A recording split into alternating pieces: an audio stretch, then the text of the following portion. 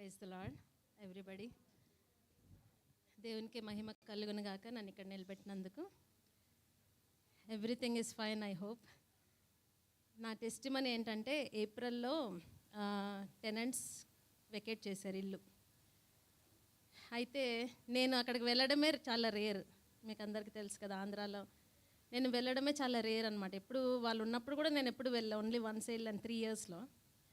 అయితే వెకేట్ చేశారు. ఇప్పుడు నెక్స్ట్ ఏంటి నాకేం అర్థం కాలేదు. ఎందుకంటే ఆ ఇల్లు ఎలా ఉందో చూడలేదు. ఏమన్నా రిపేరింగ్ ఏమైనా చేయించాలో తెలీదు. అయితే ఆ టెనెంట్ ఏం చేశాడంటే, వాళ్ళ ఫ్యామిలీ ఇక్కడ నుంచి షిఫ్ట్ అయ్యింది, వేరే ప్లేస్కి వెళ్ళిపోయింది. తను ఒక్కడికి అంత పెద్ద ఇల్లు ఎందుకు అని చెప్పేసి తను అక్కడ నుంచి షిఫ్ట్ అయ్యాడనమాట. అయితే దేవుడు ఎంత మిరకల్ చేశారంటే, అతన్ని అపార్ట్మెంట్ ముందే ఒక చిన్న ఇంట్లో ప్లేస్ ఇచ్చారు. అతను ఎక్కడికో వెళ్ళి ఉంటే కనుక నాకు హెల్ప్ చేసేవాడు కాదు. సో అతను ఏమన్నా అంటే, మేడం మీరు మంచి ఓనర్ అంటే అది దేవుడు ఇచ్చిన కృపనే. ఎందుకంటే నేను అతనికి గాస్పెల్ ప్రీచ్ చేశాను. వాళ్ళ ఇంట్లో వాళ్ళకి ఎప్పుడన్నా రెంట్ ఏదన్నా ఒక మంత్ వేయకపోయినా కూడా I never use to say anything. ఎందుకంటే అందరికీ ప్రాబ్లమ్స్ ఉంటాయి. మన ప్రాబ్లమే మనం పట్టుకొని కూర్చుంటే వేరే వాళ్ళ గురించి కూడా మనం కొంచెం ఆలోచించాలని చెప్పి అతను ఒక 1 month వేయకపోయినా కూడా నెక్స్ట్ మంత్ వేస్తాను మేడం, 2 months కలిపి వేస్తానంటే కూడా పర్వాలేదులే, నాకు కూడా ఒక సేవింగ్ లాగా ఉంటుంది అని చెప్పేసి నేను ఊరుకునేదాన్ని, ఏమనేదాన్ని కాదు. మేడం మీరు చాలా మంచోళ్ళు మేడం, నేను కంపల్సరీ మీకు హెల్ప్ చేస్తాను, ఒక మంచి టెనెంట్స్ని తీసుకొచ్చి నేనే పెడతా అని చెప్పేసి తను మాట ఇచ్చారు. అబ్బా పర్వాలేదులే అనుకున్నాను. తనకి ఇల్లు దొరకడం కూడా అపార్ట్మెంట్ ముందే ఒక చిన్న ఇంట్లో దొరికింది. తను అక్కడ షిఫ్ట్ అయ్యాడు. కీస్ కూడా తన దగ్గరే పెట్టుకొని తను వెళ్ళడము రావడము, ఎవరైనా వస్తే వెళ్ళి చూపించడం కూడా చేస్తున్నారనమాట.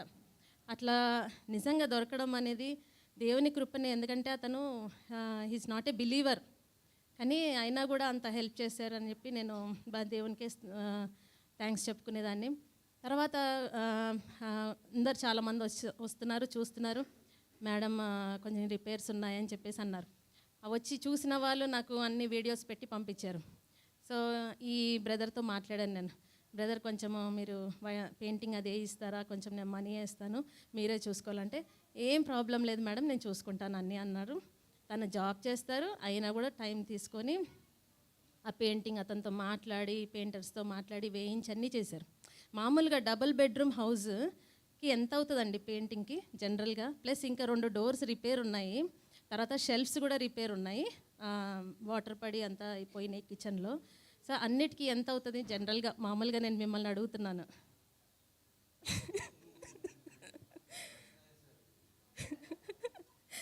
ఎంత అవుతుంది అనుకుంటున్నారు జనరల్గా? మామూలుగా క్యాజువల్గా అడుగుతున్నాను. అబ్బో just పెయింటింగ్కి plus cupboards 2 cupboards రిపేర్కి 2 doors రిపేర్కి 10,000 తీసుకున్నారండి. మీరు అసలు నమ్ముతారో లేదో, అది దేవుని కృప. ఎందుకంటే నా దగ్గర మనీ అంతగా లేవు. అప్పుడే ఈ అపార్ట్మెంట్ వాళ్ళు కాల్ చేసి ఏమండి ఇది ఫ్లోరింగ్ అంతా పాడైపోయింది, సో అందరం మేము అమౌంట్ వేసుకొని ఆ ఫ్లోరింగ్ చేయిస్తున్నాము కింద పార్కింగ్ దగ్గర, సో 32,000 కట్టాలని చెప్పారు. అదే మంత్లో 32,000 కట్టాలి, రెంట్కి లేరు, ప్లస్ రెంట్కి లేకపోయినా మెయింటెనెన్స్ అయితే పే చేయాలి కదా ఎవ్రీ మంత్, అది నేనే పే చేయాలా, ఎలా ప్రభువా అనేసి ఆయన వైపు చూస్తున్నా. అంతే, ఇంకా నేను మీరే నాకు హెల్ప్ చేయాలి, నాకు తెలియదని. అయితే ఏప్రిల్ అయిపోయింది, ఎవరు రాలేదు. పెయింటింగ్ అంతా అయిపోయింది, పెయింటింగ్ అయినా కూడా ఎవరు రావట్లేదు, చూస్తున్నారు రావట్లేదు. తర్వాత నేను ఏం చేశానంటే పాస్టర్ దగ్గరికి వచ్చా. అన్నీ అయిపోయిన తర్వాత నేను వస్తాను ఎప్పుడు పాస్టర్ దగ్గరికి వచ్చి, పాస్టర్ జూన్ వస్తుంది, సృజన్కి ఫీజు కట్టాలి, ఇప్పుడు నా దగ్గర టెనెంట్స్ కూడా లేకపోతే ఆ అమౌంట్ నేను ఎలా కట్టాలి అని చెప్పి దేవుణ్ణి అడిగాను. పాస్టర్కి చెప్పాను, ప్లీజ్ ప్రేయర్ చేయండి అని. పాస్టర్ అన్న డోంట్ వరీ సిస్టర్ వచ్చేస్తారు అనేసి అన్నారు. మే ఎండింగ్ కల్లా వస్తారు, డోంట్ వరీ అన్నారు. నేను అదే పట్టుకున్నాను, ఇంకా మే ఎండింగ్ కల్లా అన్నారు కదా, నేను వస్తారు ఇంకా కంపల్సరీ అని. అలా ప్రేయర్ చేస్తున్నాం. సో ఏప్రిల్ మే అంత సీరియస్గా నేను తీసుకోలేదు అసలు, అంటే జస్ట్ ప్రేయర్ చేస్తున్నాను అంతే. తర్వాత జూన్లో వచ్చేసరికి ప్రేయర్ విధానం మారింది. ప్రభువా ఇంకేంటి ప్రభువా ఇంత లేటు, మీరు కరుణించరా, ఇంకా నేను ఎలా ఫీజు కట్టాలి, ఎవరైనా వస్తే కదా నాకు ఎవ్రీ మంత్ అక్కడ అడ్వాన్స్ అన్న వస్తుంది, అడ్వాన్స్తోనే నేను చేసుకుంటాను కదా అన్ని పనులు అని చెప్పి ఇంకా ప్రేయర్ చేశాను నేను. పాస్టర్ ప్రేయర్ చేశారు, ప్రేయర్ వారియర్స్ ప్రేయర్ చేశారు. అద్భుతంగా నేను థర్స్‌డే రోజు ఇక్కడికొచ్చానండి. థర్స్‌డే ఫాస్టింగ్ ప్రేయర్స్ కదా! 3 days fasting prayers. Thursday first day వచ్చి అక్కడ కూర్చున్నప్పుడు నాకు సడెన్‌గా అది గుర్తొచ్చిందనమాట. ఇప్పుడు ఎవరైనా టెనెంట్స్ రావాల్సిందే, ఇంక తప్పదు. ఇప్పుడు ఈ మంత్ అయితే ఎట్లాగో చాలా కష్టమైపోతది లేకపోతే అని నేనేం చేశానంటే, ప్రభా మీరు నాకు ఈ 3 డేస్‌లో ఇస్తున్నారు ఎవరినైనా, నేను కంపల్సరీ సండే వచ్చి నేను టెస్టిఫై చేస్తాను అని నేను ప్రేయర్ చేసుకున్నాను. ఇంటికి వెళ్ళకముందే నాకు ఒక కాల్ వచ్చింది. ఆ కాల్ నేను రిసీవ్ చేయల. ఎందుకంటే నేను డ్రైవింగ్లో ఉన్నాను. కాల్ రిసీవ్ చేయను. ఇంటికి వెళ్ళాక మా పాత టెనెంట్ కాల్ చేశాడు. మేడం, 3rd ఫ్లోర్ వాళ్ళు అడుగుతున్నారు, వాళ్ళే వస్తా అంటున్నారు కదా, వాళ్ళు ఏం చెప్పలేదన్నమాట. ఎప్పుడో చెప్పారు అది. ఆ విషయం నాకు మళ్ళీ కన్ఫర్మ్ చేయలేదు. సో వాళ్ళు అడుగుతున్నారు కదా మేడం, వాళ్ళు అడ్వాన్స్ కూడా ఇచ్చేశారు, వాళ్ళు దిగుతారంట రేపే అని చెప్పి. అదేంటండి నాతో మాట్లాడలేదు, ఏం చేయలేదు మీరు. మొత్తం అతనే మాట్లాడేసుకొని అతనే అన్నీ చేసేసి తర్వాత వాళ్ళు వచ్చేస్తున్నారు మేడం, అడ్వాన్స్ కూడా ఇచ్చేసారని చెప్పేసి అన్నారు. సో అది దేవుని కార్యము. ఎలా అంటే మనము ఇప్పుడు ఒక మనిషి బిల్డింగ్ పైన ఉన్నాడండి, ఒక మనిషి బిల్డింగ్ కింద ఉన్నాడు.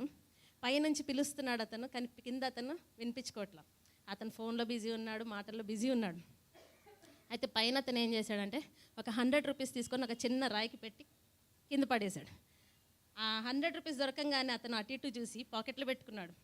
తర్వాత పైన అతను ఏం చేశాడు, మళ్ళీ 200 రూపీస్ నోట్ తీసి అది వేసాడు కిందికి. అతను అది కూడా తీసుకొని అటు ఇటు చేసి లోపల పెట్టుకున్నాడు. ఇలా అయితే లాభం లేదన్న ఒక చిన్న రాయి తీసుకొని వేసేసరికి తక్కువని పైకి చూశాడు, ఎవరది అని. సో అలా ఉందన్నమాట సిచ్యువేషన్. అన్నీ బాగుంటే మనము దేవుని వైపు చూడము. అందుకే ప్రాబ్లమ్స్ ఉండడం కూడా మంచిది.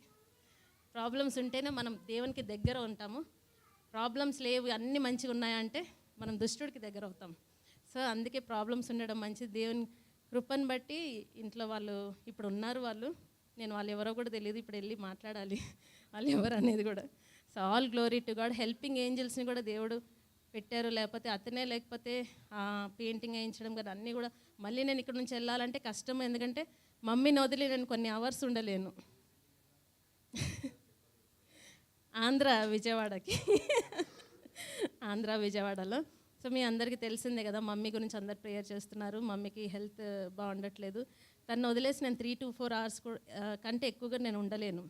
సో ఈ సిచ్యువేషన్లో నేను అంత దూరం వెళ్ళడం కూడా అది ఇంపాసిబుల్. కానీ దేవుడు అన్నీ కూడా చూసుకున్నారు, స్టార్టింగ్ టు ఎండింగ్ వరకు కూడా. సో అది నేనేమనేది అంటే, దేవుని పైన డిపెండ్ అవుతే అన్నీ కూడా జరుగుతాయి. సో ప్రిసిల్లా చెప్పింది కూడా నాకు చాలా బాగా అనిపించింది. ఇప్పుడు అన్నీ కూడా మనము ఆయన పైన డిపెండ్ అవ్వాలి అంతే. ఏ ప్రాబ్లం ఉన్నా ప్రాబ్లం లేకపోయినా అన్నిటికీ. All glory to God.